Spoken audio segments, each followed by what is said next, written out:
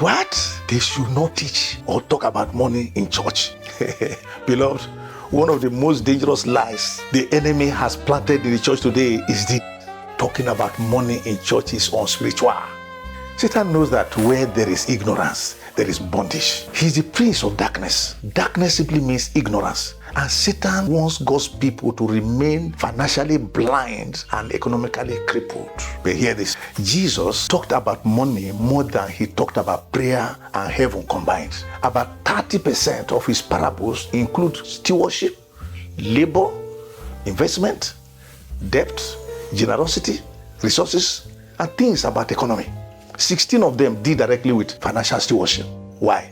Because Jesus said, where your treasure is, there your heart will be also. So, if Jesus talked about money boldly, why should the church be silent? The doctrine that says don't talk about money in church is designed to keep Christians financially illiterate, generally broke, and unable to fund kingdom work and help the needy.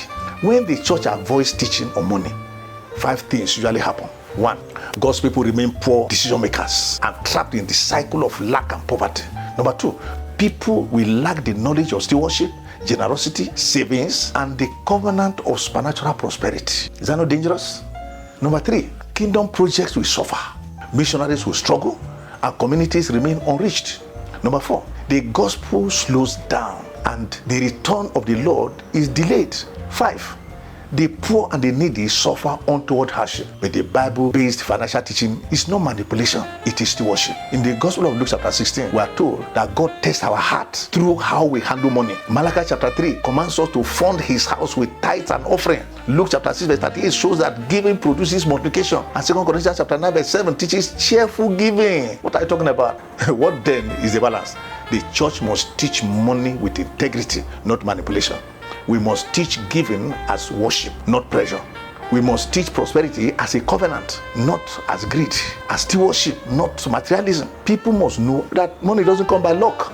God's pathway to wealth is through labor.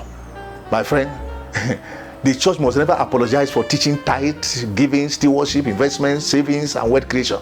No apology. Financial discipleship is part of our Christian growth and development. Without financial literacy in church, God's people cannot break the cycle of poverty we see today in church in Africa. Let's fight darkness with light and recover what rightly belongs to us. Check my page for the earlier videos on this series and follow along as I uncover more of the false financial doctrines holding church backwards from financial breakthrough. I'm Pastor Machagada, and this is Kingdom Economic Network. God bless you.